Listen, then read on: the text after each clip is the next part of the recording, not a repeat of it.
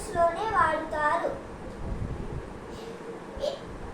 Simple present tense structure ఎలా ఉంటుందంటే subject plus verb 1 లేదా verb S E S verb I S ఉంటుంది.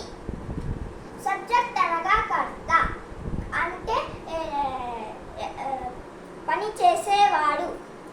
ఇందులో సబ్జెక్టులో నౌన్ కానీ ప్రొనౌన్ కానీ ఉంటుంది.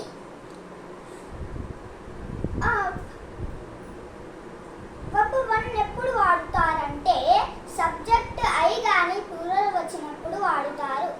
వర్బ్ ఎస్ ఈఎస్ ఐఎస్ ఎప్పుడు వాడుతారంటే సబ్జెక్ట్ సింగులర్ వచ్చినప్పుడు వాడుతారు.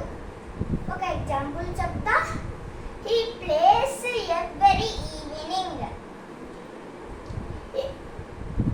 ప్రెజెంట్ కంటిన్యూస్ టెన్స్ ఎప్పుడు వాడుతారంటే ప్రస్తుతం ఒక పని జరుగుతూ ఉంది, దానిని ప్రెజెంట్ కంటిన్యూస్ టెన్స్లో వాడుతారు. ప్రెజెంట్ కంటిన్యూస్ టెన్స్ స్ట్రక్చర్ ఎలా ఉంటుందంటే సబ్జెక్ట్ ప్లస్ యామ్ లేదా ఈజ్ లేదా ఆర్ ప్లస్ వర్బ్ ఐఎన్జీ ఉంటుంది. యామ్ ఎప్పుడు వాడుతారంటే ఐ వచ్చినప్పుడు వాడుతారు. ఈజ్ ఎప్పుడు వాడుతారంటే సింగులర్ వచ్చినప్పుడు వాడుతారు. ఆర్ అనేది ఎప్పుడు వాడుతారంటే ప్లూరల్ వచ్చినప్పుడు వాడుతారు. ఒక ఎగ్జాంపుల్ చెప్తా.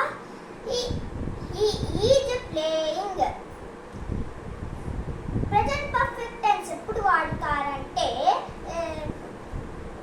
ఒక పని ఇప్పుడే అయిపోయింది, దానిని ప్రెజెంట్ పర్ఫెక్ట్ టెన్స్లో వాడుతారు.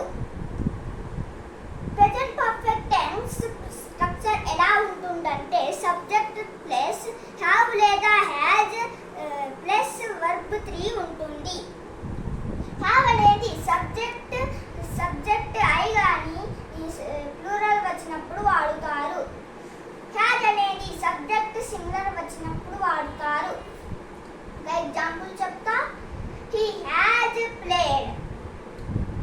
ప్రెజెంట్ పర్ఫెక్ట్ కంటిన్యూస్ టెన్స్ ఎప్పుడు వాడుతారంటే ఇంతకు ముందు ఒక పని స్టార్ట్ అయ్యి ఇప్పుడు వరకు జరుగుతానే ఉంది, దానిని ప్రెజెంట్ పర్ఫెక్ట్ కంటిన్యూస్ టెన్స్లో వాడుతారు.